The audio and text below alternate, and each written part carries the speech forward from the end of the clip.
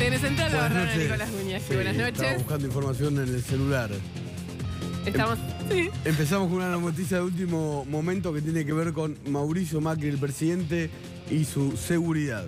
Así es una noticia muy importante. Detuvieron en la tarde de hoy, 6 meses después. Después te vamos a contar la historia de cómo sucedió esto, pero 6 meses después del ataque en Villa Traful al auto presidencial, hoy detuvieron al autor de ese ataque, por lo menos al que los fiscales se indican como el autor. Lo hizo la jueza federal de Zapala. Te voy a decir 2 datos fundamentales. Se llama Mario Sepúlveda. ¿Cuáles son el dato fundamental? Adivina a qué, digamos, cuál es su rol. Es ¿Sindicalista? delegado gremial de ATE Neuquén. Está de hecho en la comisión directiva de ATE Neuquén. Tratamos a dar más datos de él y sobre todo de cómo se llegó a esta situación. Eran entre 15 y 20 manifestantes que lograron atravesar la seguridad presidencial y apedrear no solo la parte trasera y romper los vidrios del auto presidencial, sino también atacar el helicóptero presidencial en una segunda fase de este ataque. Sí, ATE Capital milita con Cristina Kirchner y ATE Neuquén con José Oscar Isidro Parrilli, ¿no? El mayordomo de la expresidenta, mayordomo entre comillas. Así es. Vamos a ampliar esta noticia en un ratito. Ahora vamos con la noticia del día, creo. La situación de la nata en Venezuela.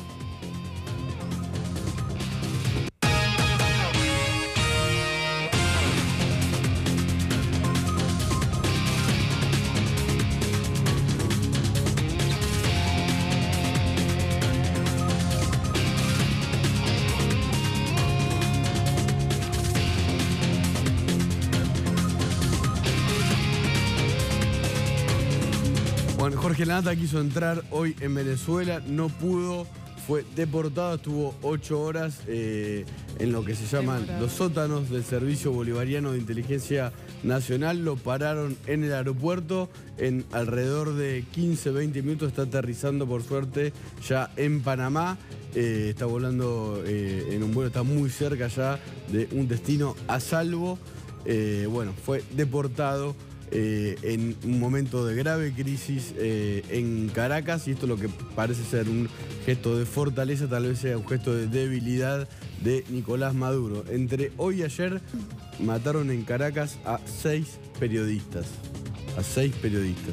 Está muy complicada la situación. La situación es muy grave, por lo que sabemos se va la constituyente que convocó Nicolás Maduro, que se puede leer como una especie casi de autogolpe, que es determinar con la poca institucionalidad que había en Venezuela. Es a partir de esto que va a suceder el domingo, y a lo que viajó la nata para cubrirlo, es que muchos dicen que la situación en Venezuela ya no tendría ningún tipo de cuidado ni de garantía para la seguridad de sus ciudadanos. Estamos en comunicación vía Skype con el embajador argentino en Venezuela, Eduardo Porretti, ¿no?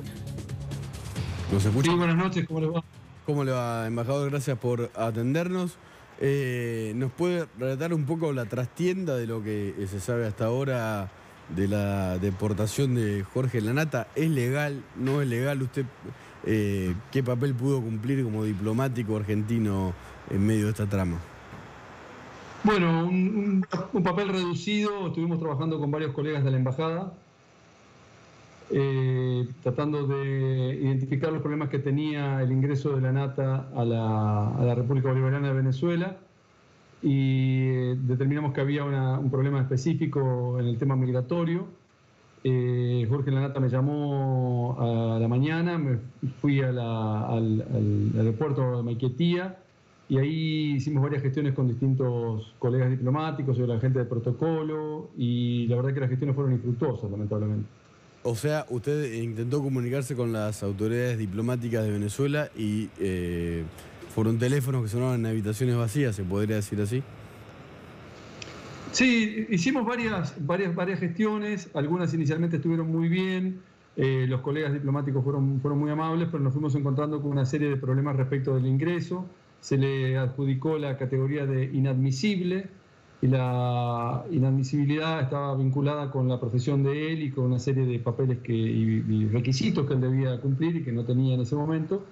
Y así que bueno, nosotros nos sentimos muy incómodos. Las autoridades argentinas de máximo nivel, el canciller Jorge Forí, el vicecanciller, estuvieron trabajando mucho en Buenos Aires de esto. Y yo en el terreno, junto con los colegas de la embajada, intentamos una serie de gestiones y disparamos una serie de mecanismos, pero no nos fue bien. Y cuando nos dimos cuenta de que no iba a poder ingresar al país, al menos intentamos verlo, y ahí nos pasamos unas 4 o 5 horas en ese métier intentando verlo, y nos fue muy difícil. Había una actitud bastante negativa, la posibilidad de que yo me entrevistara con él y acompañarlo y darle tranquilidad, y sobre todo darle tranquilidad a la gente en Argentina también. Así que finalmente no lo pudimos hacer, hasta que a último momento me habilitaron la posibilidad de saludarlo, y el avión ya estaba prácticamente lleno y a punto de despegar. Entonces lo sacaron de la nave y pudimos hablar brevemente en la manga del avión, unos minutos, 5 minutos.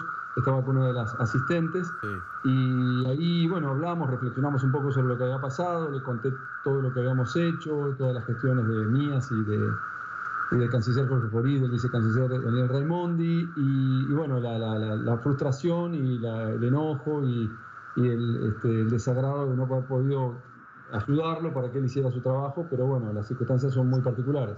Embajador, llegó a contar dónde estuvo detenido, y le repito la pregunta anterior, ¿esto es legal?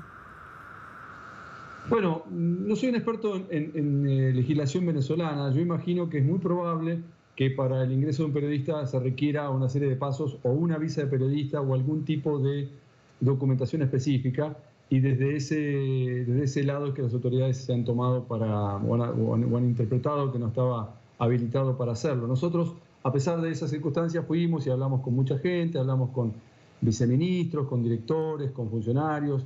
La reacción fue amable, pero fue clara de que no iba a poder ingresar. Entonces yo me enfoqué en lo otro rápidamente, que era la posibilidad de verlo, de charlar con él y de pasar la tarde con él. Pero en realidad nos pasamos la tarde a 10 metros de separación. Yo en un salón de protocolo y él en un salón del SAIME, que es la sigla del Servicio de Migraciones que tiene Venezuela, donde se colocan a personas que tienen una situación migratoria difusa o no clara, hasta que son repatriados o son llevados a otro lugar. Porretti, le hago una pregunta. ¿Usted entiende que lo estaban, digamos, que las autoridades migratorias de Venezuela ya sabían que él venía en ese avión y lo estaban esperando con el conocimiento de que no tenía la visa de periodista, si se quiere? No tengo idea, la verdad, no estoy respondiendo así vagamente, sino que realmente no tengo elementos, y sería un poco temerario de mi parte hacer hipótesis. Sí digo que a lo mejor en otros casos, con otras personas, o a lo mejor en este mismo caso, en otras circunstancias, me da la sensación de que en este caso el contexto particular y el requisito que muy probablemente exista desde el punto de vista legal haya disparado este mecanismo. Yo tengo una larga experiencia en situaciones similares. Yo viví muchos años en Cuba y tuve situaciones muy parecidas con periodistas. Y me pasó más de una vez, y la explicación era que en el artículo tanto de la ley tanto del decreto migratorio dice que el periodista que viene a ejercer de periodista tiene que tener una visa otorgada por la embajada, en este caso cubana en Buenos Aires, en este caso venezolana en Buenos Aires. Que es correcto, pero los periodistas que alguna vez hemos intentado ingresar a Cuba como periodistas en determinadas circunstancias, de hecho yo con la Nati vamos a hacer un documental, en el caso de Cuba, por el contexto, finalmente intentamos gestionar la visa, no la dan. Entonces muchas veces el rol de periodista a veces nos lleva a estas intentos de pasar de igual modo al país como turistas para poder hacer el trabajo, porque por los canales formales los países en una situación como la que está hoy Venezuela suelen rechazar los visados de periodistas. Sí, igual en Venezuela entiendo que no existe, ¿no?, el visado, o por lo menos hace unos años cuando nosotros entramos, que igualmente nos detuvieron, no había que sacar una visa para trabajar de periodista en Venezuela.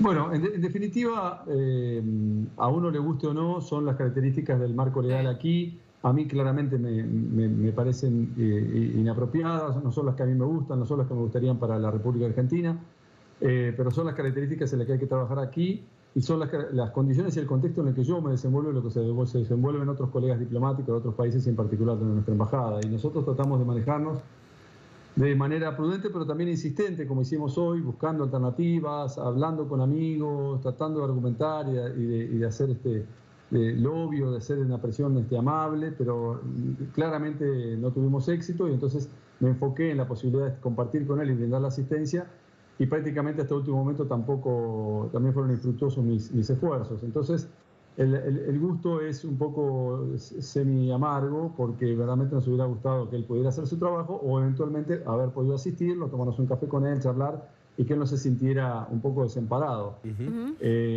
La embajada, dentro de los recursos que tiene, en el contexto bilateral que hay, con todas las características particulares de la situación, hizo tanto como pudo, pero la verdad es que nos quedamos un poco defraudados. Me hubiera gustado que le hubiera entrado o me hubiera gustado poder asistirlo mejor. Usted recién habló del marco legal, ¿no? En Venezuela. ¿Hay un marco legal hoy en Venezuela? Bueno, hay un marco legal dispuesto por las autoridades del Ejecutivo. En la tensión que hay, por decirlo elegantemente, interinstitucional entre la Asamblea Nacional y el Poder Ejecutivo de alguna manera, le guste a uno o no, el rolling power. Así que esos son los que están llevando adelante la versión que ellos consideran del Estado de Derecho. Y yo haría bastante mal en público y en un medio de la repercusión que tiene Todo Noticias, en el rol que yo tengo aquí, tan delicado, de pronunciarme sobre si a mí me gusta o no me gusta. Es el que existe aquí y yo, al menos yo, debo acomodarme a esas circunstancias. Por supuesto que el presidente Mauricio Macri, el canciller Jorge Forí, las autoridades argentinas tienen una lectura de eso y se pronuncian públicamente sobre esas situaciones. Pero yo estoy un poquitito más limitado porque yo necesito trabajar día a día, incluso con las autoridades locales, y entonces mis dichos son bastante más prudentes. Le agradecemos muchísimo la comunicación y las gestiones, embajador Porretti, porque cuando nos detuvieron en el 2012, el embajador K de entonces mintió sobre todo lo que había pasado y dio la sensación de ser más un embajador de Chávez y sus negocios en la Argentina que ser un embajador argentino en Caracas. Carlos Chepi se llamaba. Bueno, cada uno tiene su versión del asunto y yo soy un diplomático profesional, sigo una línea de instrucciones del canciller y que sigue la política exterior dictada por el presidente de la Nación. Lo nuestro es un poco menos visible. En este caso accedí a los medios porque bueno, queríamos brindar tranquilidad sobre el estado de salud y la situación de la Nata. Incluso mandamos una foto, un poco para la familia, pero además lo hacemos con mucha otra gente que no es tan conocida, tratamos de brindar la asistencia. Es un poco opaca esta profesión en algunos puntos, excepto en momentos como este, y en general cuando es más exitosa es cuando se trabaja de manera más discreta. En este caso nos toca estar en el medio de comunicación, pero preferimos en general la discreción y un trabajo bastante duro y a veces no siempre exitoso, pero de manera más cauta. Muchas gracias, Porretti, por la comunicación. A ustedes, a ustedes. Bueno, en el 2012, al equipo que habíamos viajado con la Nata, que en una avanzada, digamos, del equipo que después llegó de PPT, nos detuvieron también, nos sacaron los pasaportes. Fue muy distinta la situación, eso para mí es importante, porque la situación del 2012, que además hubo un abandono completo del Estado argentino. Eso lo quería remarcar. Fue muy distinta en términos de que fue el servicio de inteligencia el que los demoró, los llevaron a lugares... lo que decía Nico, a sótanos del aeropuerto, por decirlo de alguna manera, donde hay oficinas que son de servicio de inteligencia, donde no están completamente incomunicados, no se les daban razones para la detención. Era distinto en ese sentido. Esta vez la suerte digo entre comillas, pero fue que la Nata lo retuvo el Departamento de Migraciones. Primero lo mantuvo comunicado como normalmente pudo y después lo tuvo 8 horas sin poder hablar con nadie. Sí. Tampoco pudo acercarse al embajador, pero había funcionarios de inteligencia, la Nata mismo lo contó y ahora lo vamos a escuchar. Pero ahí está. Esto es lo que pasó en el 2012, cuando nosotros llegamos al aeropuerto de Caracas con la Nata, Mavi Bordier, bueno, algún operador de Radio Mitre, yo no hablé con él, entonces por eso no vamos a dar el nombre. Nos sacan los pasaportes, hacen migraciones por nosotros y se llevan a la Nata a un lugar y no nos dan explicaciones. Volvió alrededor a la media hora, a los 40 minutos. ¿Quiénes nos habían detenido? Y esto lo supimos recién porque se filtraron los documentos. El Servicio Bolivariano de Inteligencia Nacional. Son los mismos agentes que hoy detuvieron a la Nata, aunque haya estado después en esta oficina que tiene que ver con migraciones y la aduana. En el medio del viaje y del programa de PPT nosotros conseguimos varios documentos de cómo trabajaba el SEBIN, seguimientos a Capriles, que es el máximo opositor, pinchaduras de sus teléfonos, qué aviones usaba, pero además este documento que demuestra la eficacia de los servicios de inteligencia de Venezuela entrenados por los cubanos que todavía siguen hoy teniendo eficacia, ¿no? Según demostró lo que pasó con Jorge Lanata hoy, que por suerte está llegando a Panamá. El documento que nosotros conseguimos es este que vamos a ver ahora. Dice secreto, adelante, arriba de todo, en el encabezamiento, y explicaba y daba la orden de que efectivamente nos detengan a Lanata, al operador de Radio Mitre y a Mavi Bordier. Uno de nosotros tenía pasaporte español y el documento lo decía. Este es el documento del que hablábamos.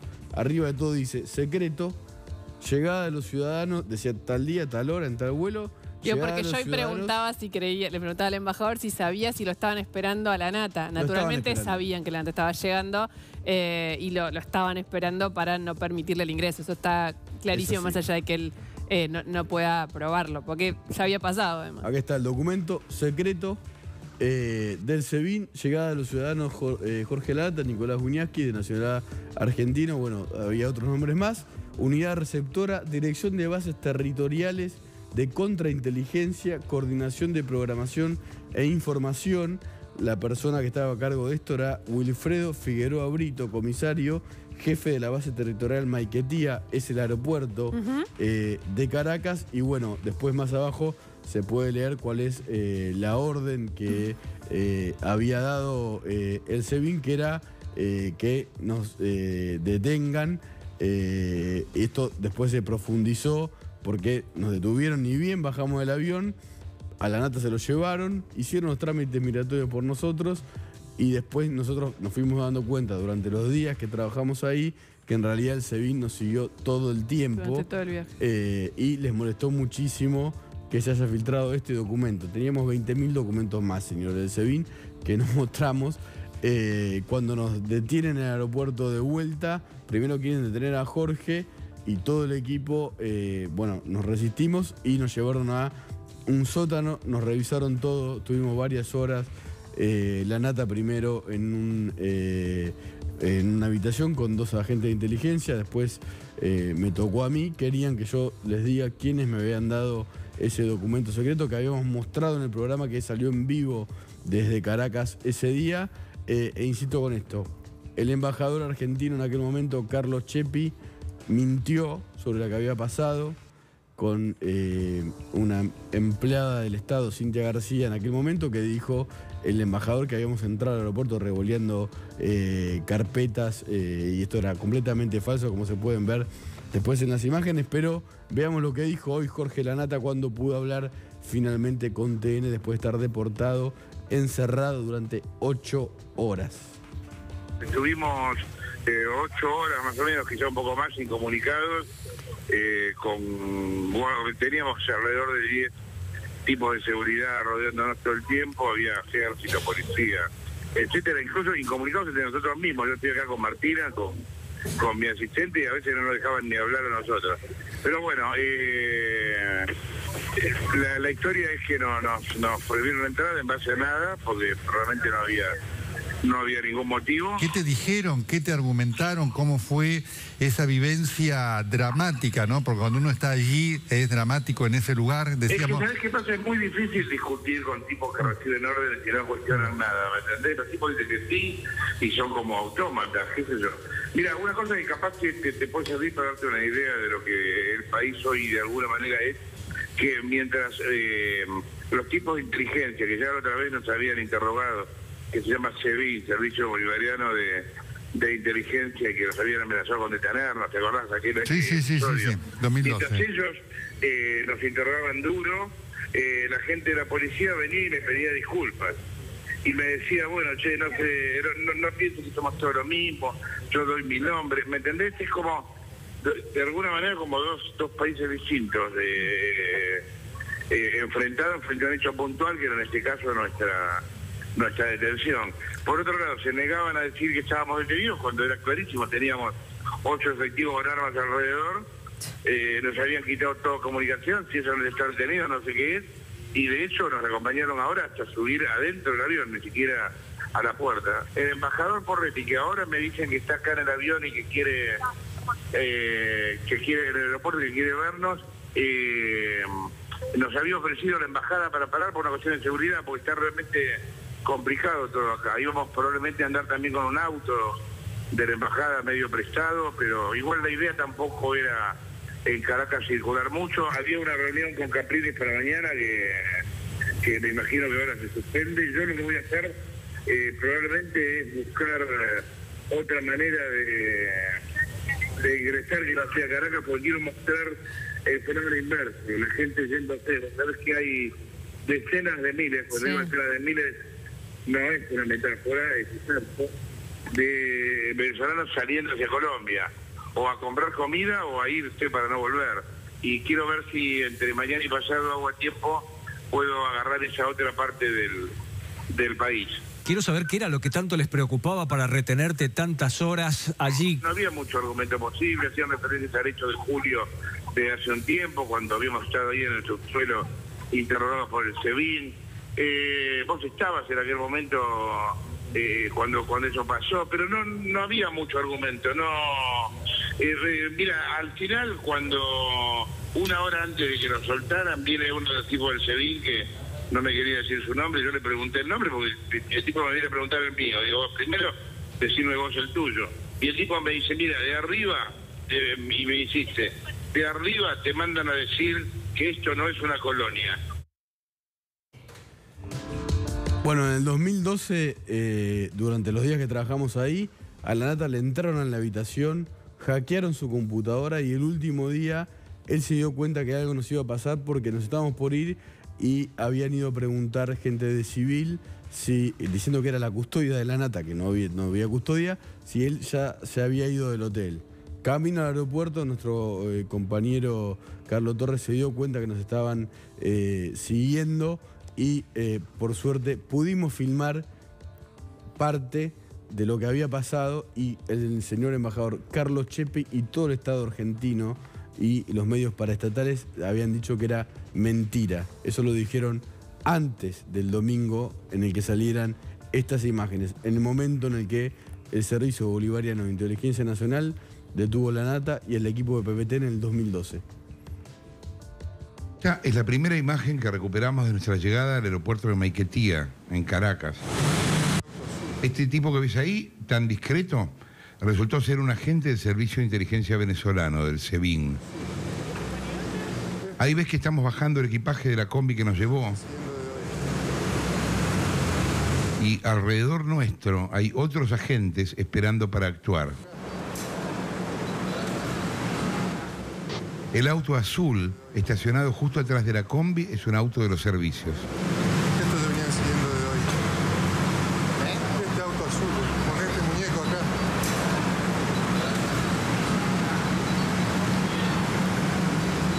Sí, eso lo tengo. ¿Se dio cuenta del carro? Le agradezco que apague la cámara, por favor. ¿Por? Que le agradezco que apague la cámara. ¿Por qué? Porque sí. Fíjate que el auto azul que nos siguió desde el hotel hasta el aeropuerto no tiene patente identificatoria. Ah, ahora sí. La siguiente escena que pudimos recuperar es de unos segundos más tarde. Ahí estamos todos los integrantes del programa, interceptados por varios agentes del SEBIN. Mira, estamos ya adentro del hall del aeropuerto. No,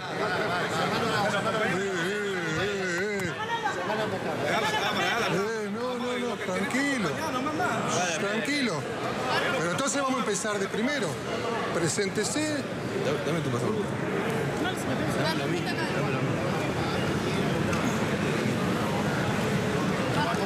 ¿Qué se llama allá abajo, por favor? Me van a tener que llevar a la puerta porque no voy a ir caminando. Ya están avisados igual en la embajada. ¿Lo está grabando eso? Para. No, sí. Si graba, le voy a quitar la cámara. Le voy a quitar la cámara. Y ahí nos quieren sacar los celulares y las cámaras. ¿Estás llamando? El celular para llamar, porque yo no tengo teléfono. Ese es el momento en el que finalmente logro comunicarme con Chepi, con el embajador argentino en Caracas, para informarle lo que estaba pasando. Mira, se alcanza a escuchar la primera parte del llamado.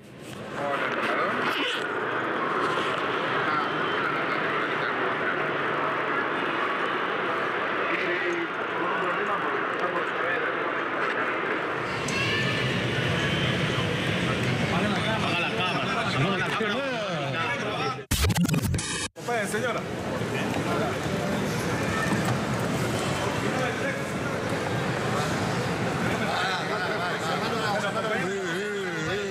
Hubo algunos empujones y algunos manotazos y después nos intimaron a todos a acompañarlos al segundo subsuelo del aeropuerto, al llamado sótano del SEBIN.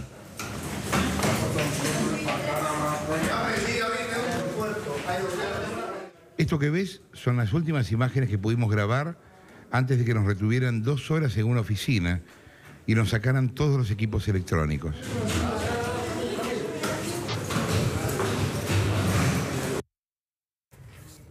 Una cosa por si no se entendió.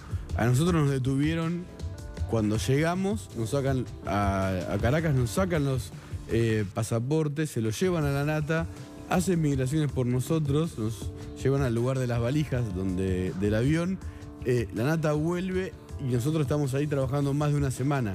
Después, cuando volvemos, ya habíamos mostrado el papel que decía deténganlos cuando bajen del avión. Eso es lo que había molestado al Servicio Bolivariano de Inteligencia Nacional y por eso nos presionaron en ese sótano inolvidable y nefasto. Y la escena terminó así. Después de que me interrogan a mí, a la nata y a todo el equipo, la nata mira a cada uno de los agentes del Servicio Bolivariano de Inteligencia y le dicen: ¿saben quién filtró ese documento? Vos. Y lo señalaba a cada uno a la cara y los tipos quedaron helados. Vamos a escuchar a Carrió, que hoy también hizo referencia a la situación de la nata y a la situación de Venezuela en general. Es una dictadura infernal. Es una dictadura infernal. Estamos con Jorge. Jorge no le va a pasar nada. Va a tener que volver a la Argentina. Pero bueno, es una dictadura. Gracias a Dios en la Argentina nos salvamos de ser Venezuela. Diputada, no seríamos Venezuela.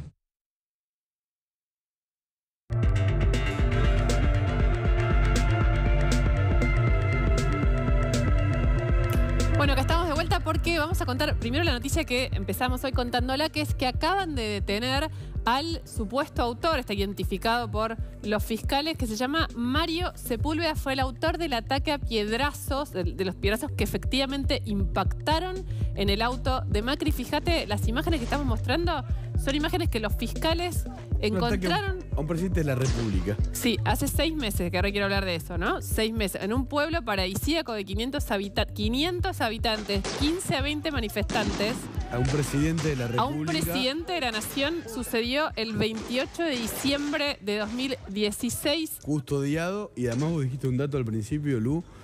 Además de atacar al auto del presidente, atacaron al helicóptero presidencial. Así es, y a la justicia le llevó 6 meses detenerlo. Y lo detuvieron, ¿por qué? Porque la comisión de fiscales que funciona acá en Buenos Aires, que ahora les vamos a contar sobre ese dictamen, ahí hay imágenes del momento también de la situación, bueno, ese es Macri, pero después hay imágenes de la situación de la pedrada al helicóptero mismo.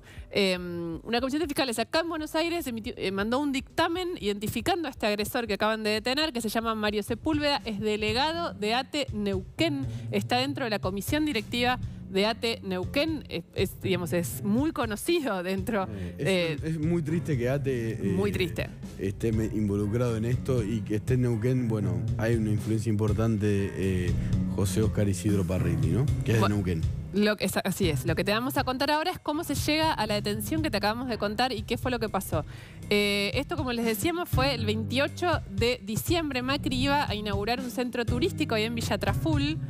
De imprevisto, eso eran cosas que Macri hacía en ese momento, ¿viste? Porque ahora ya, digamos, la verdad que tuvo varias situaciones muy poco felices, que la de Mar del Plata fue la primera, esta fue una de las más violentas, y en ese sentido, en ese momento se sintió confiado. Realmente, si uno mira el lugar a donde estaba, era razonable que se sienta confiado, pidió desviar el itinerario para comprarse unos alfajores. Eso agrava la situación, porque si estaba estudiado a dónde iba a ir Macri a hacer el acto, a dónde se iba a presentar, y se debía comprar alfajores, y aún así lo atacan y rompen los vidrios del auto en el que estaba, y después se animan a ir al helicóptero o antes. Es un presidente de la República con custodia. Sí, así es increíble. Pero, digamos, también lo que dicen los fiscales que investigan es que ese desvío alteró la logística que tenía la Casa Militar, que es la que se encarga no de los traslados, sino de la seguridad del perímetro de Macri. Están los señores que son los custodios, que son los que lo cuidan con su cuerpo y con su vida, que de hecho en ese momento un custodio era su movimiento, que es el que lo salva de de recibir el piedrazo, que los fiscales destacan mucho el trabajo de la custodia, que depende de Policía Federal, pero avanzan mucho sobre el trabajo de la Casa Militar, que entienden que como mínimo no está siendo profesional. Eso es lo que ellos dicen. Pero te digo, esta comisión fue la que justo el día antes del comienzo de la feria judicial mandó al juzgado federal de Zapala la información sobre este hombre, pidieron su detención, sucedió hoy. También pidieron identificar, que ya se logró y ahora lo están buscando, al que tiró el piedrazo en el helicóptero, que además le pegó a un hombre de seguridad que estaba ahí parado. O sea, a mí en Villa Traful, sí, Villa Traful, hay que acercarse primero al auto del presidente y apedrearlo. Sí. Eso se llama en el lenguaje de la custodia operativo cápsula, que es el auto del custodiado bajo ataque. Por eso el custodio se le tira encima. Y después acercarse al helicóptero del presidente con custodia y apedrearlo. Sí, y pegarle. Es increíble, sí, es increíble, pero así sucedió. Y los fiscales dicen varias cosas, varias alertas. La primera es la Policía Provincial. La Policía Provincial estaba ahí, eran delitos flagrantes, o sea, sucedían ahí, no necesitabas esperar a que venga un fiscal, haga la investigación. Le está tirando un piedrazo y no los detuvieron. Había un patrullero y 2 motos, pero no actuaron. Después, en el medio de ese descontrol que se ve en el video... ¿O desidia? No lo saben, digamos, pero en principio seguro fue desidia. Después detuvieron en el medio de esa situación, este video que estás viendo es de ATE, ¿no? Que después lo subieron a las redes con total impunidad, pero lo subieron a las redes y detuvieron a 8 personas que no tenían nada que ver, digamos, en ese momento, en el revoleo, detuvieron a 8 que no tenían nada que ver. Te vuelvo a repetir unos datos que ponen ellos en el dictamen. Era un pueblo de 500 habitantes, con 80 efectivos trabajando en la seguridad de la visita presidencial y solo 17 manifestantes. 6 meses, Nico. 6 meses y lo identifican y detienen al autor por el trabajo y el peritaje y el análisis que hizo una comisión que funciona en Buenos Aires de 3, que ahora vamos a detallar otra cosa más, de 3 fiscales que digamos, lo designó la procuradora Alejandra Gils Carbó a partir de esta sucesión de ataques al presidente de la Nación. Pero atento con esto, que ellos también lo escriben en el dictamen. Dicen esto, estamos resolviéndolo nosotros a cientos de kilómetros de distancia y sin ningún tipo de ayuda, me refiero a, no le asignaron personal, no le asignaron presupuesto a esta comisión, no le asignaron nada. La procuradora no les asignó absolutamente nada, son ellos 3 haciendo este trabajo casi a pulmón y así lograron, identificar y detener al de Mar del Plata, ellos también, y ahora a Letra Full. Alejandra Magellan Gils Carbó, la jefa de todos los fiscales, no asignó presupuesto a fiscales, trabajando a tantos kilómetros sobre la seguridad del presidente de la República. No tiene ni oficina. No tiene ni oficina. Ella compró un edificio de 43.850.000 pesos de forma irregular y por eso va a declarar en indagatoria próximamente en agosto y va a pasar a la historia por ser la primera jefa de los fiscales que en funciones tenga que declarar como imputada en una causa en tribunales. ¿En qué gastaba la plata Gils Carbó si no le daba la plata para fiscales que atacaron a un presidente? Para fiscales que investigan los ataques a un presidente. Que investigaban, a un presidente. ¿Qué pasa con los fiscales que están investigando delitos a gente común? ¿Dónde está la plata de la Procuración General de la Nación? Se va a saber pronto.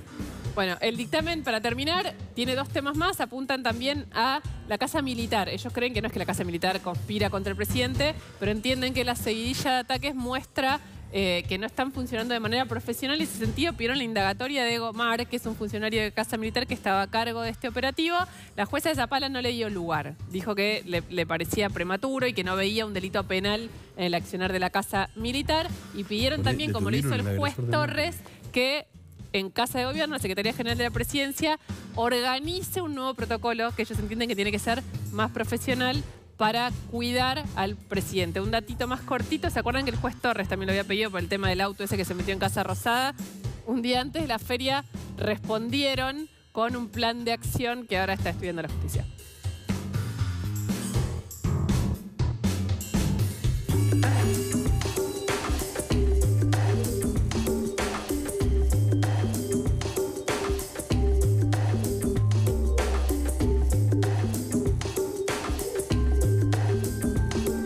Ayer Julio De Vido fue el protagonista del día. Hoy te vamos a mostrar la historia de uno de los emblemas de alguna de las obras públicas que hizo Julio De Vido. Es el tranvía de Puerto Madero. Le pusimos el tren de los corruptos. Fíjate el informe.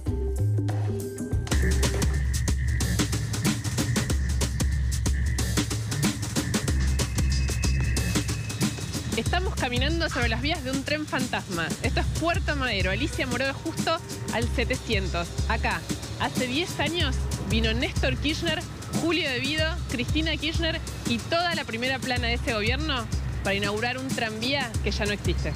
Se procederá a formalizar el corte de cinta en carácter inaugural. Lo harán el señor presidente de la Nación, doctor Néstor Carlos Kirchner, la senadora nacional, doctora Cristina Fernández de Kirchner.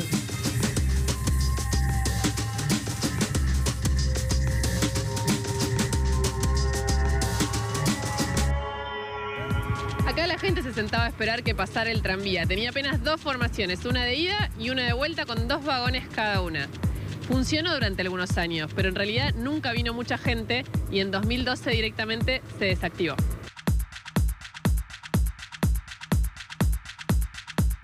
Dirige la palabra el señor secretario de Transporte, ingeniero Ricardo Jaime. Tomamos ese espíritu que nunca se perdió de los amigos del tranvía, de mantener viva esa llamita y que hoy, después de tantos años, podemos recuperarlo para nuestra Argentina.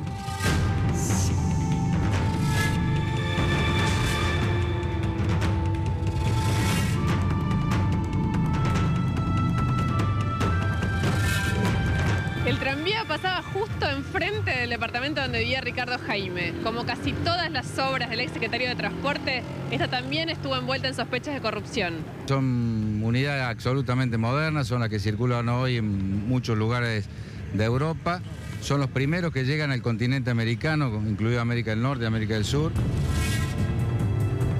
Se supone que los vagones los regaló la empresa Alstom para ganar la licitación del tren bala, cosa que finalmente sucedió así. Y también se está investigando a dónde fueron a parar los subsidios que se utilizaron para que este tren funcione. Me emocioné cuando llegamos con Cristina recién acá, porque Buenos Aires está teniendo tranvías.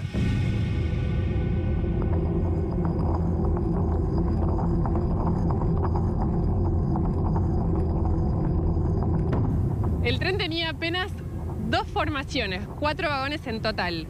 2 tuvieron que ser devueltos a España. ¿Por qué? Porque Argentina nunca pagó por ellos. Y los otros 2 están en este momento reciclándose para ser utilizados en el premetro de la ciudad de Buenos Aires.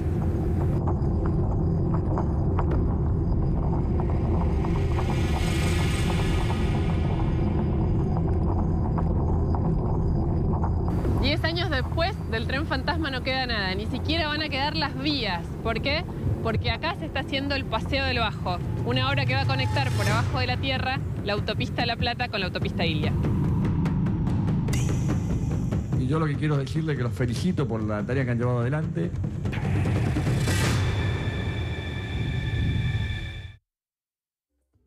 Bueno, ahí está el informe sobre este tranvía, que nunca tuvo mucho sentido, hay que decirlo. Fue más que nada una idea de Alstom, la empresa francesa que iba a hacer, que quería ganar el tren bala, lo ganó, después nunca sucedió el tren bala. Nadie consiguió el financiamiento. Fue como un gesto, parece que fue un acto de cariño. Porque le compraron el material ferroviario. No, es que primero le regalaron uno y el otro se lo vendieron, pero como el que le vendieron no lo pagamos, se lo tuvieron que devolver. Y ahí lo que están reciclando es el que quedó. Pero el tren era raro, si era un tranvía que iba de 2 kilómetros, que los podías hacer caminando y no te conectaba con nada. Entonces siempre fue raro, nunca tuvo, fue todo gasto, digamos, nunca tuvo mucho uso por parte de la gente. Se gastaron, fíjate, la fecha, el 15 de diciembre de 2006, la Secretaría de Transporte aprobó la incorporación, digamos, de este proyecto experimental del Tranvía del Este, 46 millones de pesos. Se gastaron primero 9.240.000, bueno, 242,45 correspondiente al 20% del valor de obra como anticipo financiero. Y después, ahí tenés todo lo que se gastó en total. 45 millones se gastaron en este tranvía que duró poco, se usó menos. Pero lo había puesto orgulloso a Néstor y a Jaime. Y ahora terminó hecho chatarra. 10 años pasaron. Estamos sin barriga. Sí, una cosa, Jaime está preso y le pusieron un apodo en la cárcel, Trochita. ¿Por este? No por la trocha, hay trochas angostas y trochas más chiquitas de trenes. Los presos le dicen trochita y están enojados por él porque sigue diciendo que él no tiene dinero, que es todo invento de los medios, porque le están pidiendo. Declarado no lo tiene, eso lo sabemos, porque siempre se declara el más cosas para pobre. el bienestar general, como llaman el pabellón, un hornito eléctrico, y trochita no lo compra. Y él está ahí en el pabellón 6 con José López, el secretario. Sí. Otro que tampoco nunca declaró nada. El tirador de compulsivo de bolsos. Sí. Están los dos en la cárcel de 6, en el pabellón 6, cuando van a hacer algún tipo de actividad física, cuando salen al exterior, se ven los dos. Es una unidad especial, el pabellón 6, donde está Ricardo Jaime detenido, que es un área donde el Servicio Penitenciario Federal tiene que tener mucho cuidado en el trato con ellos. Debe ser los pocos guardiacárceles que les auditan las cuentas personales porque tienen temor que le tiren unos mangos, que le tiren coimas, que le tiren unos bolsos. Trochita para el bienestar general no pone, pero tal vez para algún personal. servicio penitenciario. Bueno, por eso están bajo un sistema que se llama IRIC y que ese sistema en particular hace que estos guardiacárceles que están custodiando a Jaime y a José López sean monitorados ellos mismos. Cada mes les revisan las cuentas para ver si ponen plata o no, porque tienen miedo realmente que los corrompan y puedan lograr cualquier cosa. Jaime era un fanático del ejercicio. Jaime siempre estaba muy fit, por decirle de alguna manera, y ahí en Puerto, él en realidad vivía en Libertador y Cerritos, ¿no? Pero en Puerto Madero tenía un departamento que nunca quedó claro ya en la vorágine de Jaime, pero que él usaba mucho para ir a dormir la siesta y hacer gimnasia, que le quedaba más cerca de la Secretaría de Transporte y quedaba justo ahí al... Es muy... Es un tranvía para sí mismo. Es el lugar donde está ahora el yate de $1 millón el de $1 millón de pesos que compró Ricardo Jaime, el Altamar 64. Me quedé pensando si era $1 millón de pesos o $1 millón de dólares. $1 millón de dólares, el Altamar 64. El yate que se fue a Uruguay, que lo trajeron ahora y que es este que estamos viendo ahora, está casualmente en Puerto Madero, enfrente del Hilton. Mira, el lugar de Jaime. Al lado de Madero Center. Bueno, y donde estaba... En el Tigre, cuando estés remando, te podés ver...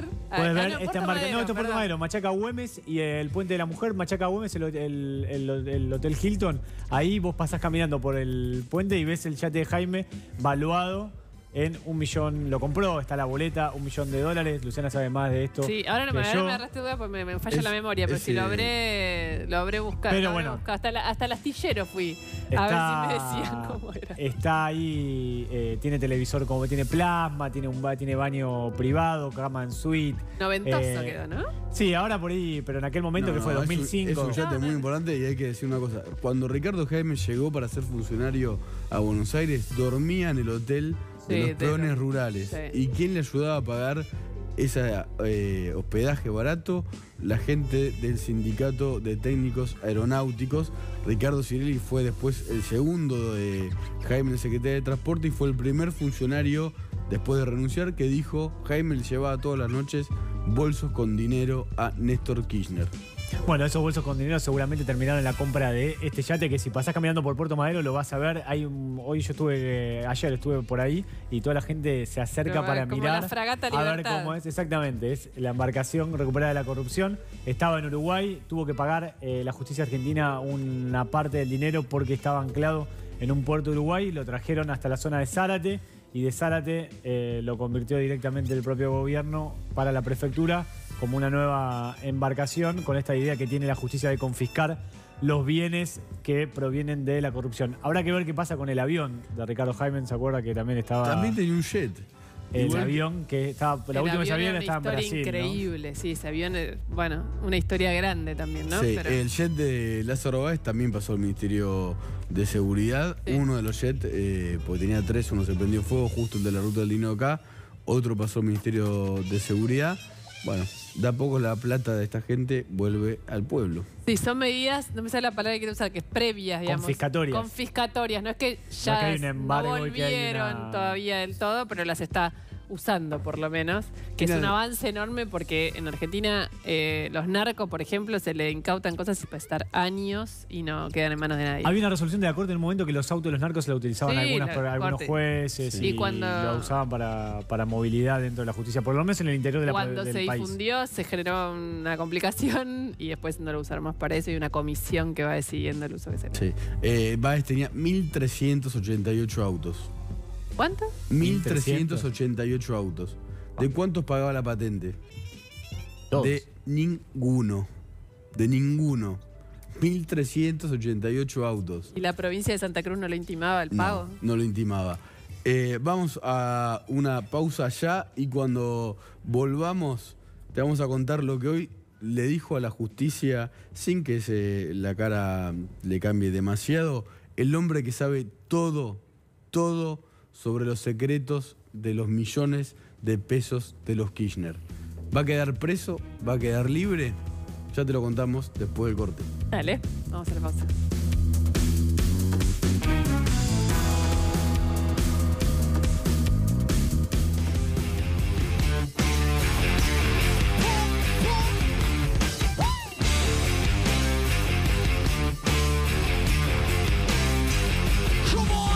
Había pedido la excarcelación. Víctor Manzanares, el hombre que sabe todo sobre los secretos y las finanzas de los Kirchner. Hoy hubo una audiencia en la Sala 1 de la Cámara Federal donde pidió desde la cárcel, en videoconferencia, que su excarcelación. Dice que sufre una injusta detención. ¿Y qué más? Dice, si el juez de primera instancia me hubiese escuchado, no estaría viviendo esta pesadilla. Dice que es radical, que el padre fue concejal de radicalismo, no sé por qué lo dice, que luego se sumó a su estudio contable, que tenía 300 clientes, y que los Kirchner son clientes de 1977. Esto es cierto eso, pero no quita... ¿Desde 1977, dice que son, o sea que... ¿Estaban ya en Santa Cruz en 77? Sí, por supuesto. Todas sus 24 propiedades, 23 fueron compradas antes del 83. Dice, jamás fue acusado de ningún delito. Falso. Dice, es la primera vez acá en Los Sauces, dice, la primera vez que lo tocan a él. Bueno. Dice que fue conocido como el contador de los Kirchner y que está orgulloso de eso. Bueno, está procesado por lo mismo. Sí, no soy Nelson Mandela, dijo después, no me merezco esta situación. Bueno, me han tratado una comparación un poco... Como un terrorista, dijo que lo trataron. Bueno. No sé por qué. El día de mi detención estaba en mi estudio. Dice, esperaron a las cámaras para que grabaran mi salida. Estaba en una celda con cadenas, candados. Nunca pensé que iba a estar en un calabozo. Se me disfrazó con chaleco, casco, chaleco antibalas y casco. Dice, ahí está, me trataron como un delincuente. A ver, ¿qué es mentira que nunca se imaginó en un calabozo? Manzanares juega las cartas con un grupo de compañeros en lo que se llama el Club Británico de Río Gallegos. Las últimas veces que estuvo yendo dijo, voy a ir preso. Y tanto hablaba de eso que algunos de los compañeros le dijeron, Polo, porque le dicen, Polo, queremos jugar a las cartas. Bueno, ¿qué dice él? El cobro, lo que dice... Explícamele a la gente por qué está preso, ¿no, sí. Manzanares? En la causa de Los Sauces se investiga a la empresa de ese nombre que tienen los Kirchner. Una inmobiliaria. Una inmobiliaria que tiene muchos negocios, todos irregulares, determinó la justicia, fue intervenida, embargada y con vedores que tienen que tener de golpe, son ellos los que manejan el dinero de todos los alquileres, de los muchos alquileres de Los Sauces. Bueno, se descubrió que Manzanares habría armado una estructura paralela financiera para eludir que la justicia se quede con el dinero de los Kirchner y terminen en una cuenta de un socio de los Kirchner, que tampoco es Nelson Mandela, Carlos Sancho, sí. alias el Pavo, Carlos Sancho, que va a tener que declarar en indagatoria y Manzanares ya estaba procesado en Los Sauces y si se comprueba, y está más o menos comprobado que efectivamente armó esta estructura paralela de negocio porque ha enviado cartas y hay facturas electrónicas, ya tal vez tenga una pena de 10 años de cárcel. Atención con eso. Y va a tener que decirle a la justicia quién le ordenó armar esta estructura financiera probablemente ilegal. ¿Qué dice la defensa? Que estaba hoy el abogado Carlos Beraldi. Él dice, digamos, desmienten toda esta información porque, según la defensa de Beraldi, dijo que la sucesión no tiene que ver con el objeto procesal de esta causa y que el contador nunca firmó un contrato de alquiler de Los Sauces y que no desvió el pago de alquileres, sino que quiso abrir una cuenta del Banco de Santa Cruz y que no pudo concretar esa operación y que por eso el dinero se desvió hacia una cuenta que sí estaba autorizada a recibir esa plata, que es la de Carlos Sancho. Dice que estaba autorizado por ser apoderado del condominio. Hace una pregunta acá el abogado Beraldi, que dice que Bonadío, que esto es cierto, se declaró incompetente hace 4 meses cuando procesó a todos. Y dice, ¿por qué sigue la investigación? Bueno, porque no está firme, todavía no está enviada esa causa y mientras no esté enviada siempre tienen un juez a cargo, en este caso es Bonadío, y lo que sucedió acá es que la interventora informa sobre estas supuestas irregularidades que son las que lleva a hacer esta detención. Claro, Bonadío se declaró incompetente porque pidió que se unifiquen todas las causas que hay de los Kirchner en una gran causa que tal vez termine en un gran juicio oral contra Cristina Kirchner. Jorge Lanata está en Panamá, nosotros nos vamos, hablamos de Manzanares, de la plata de los Kirchner, entonces digo éxtasis. Y nosotros nos vemos mañana y yo les digo a todos que descansen, que duerman bien.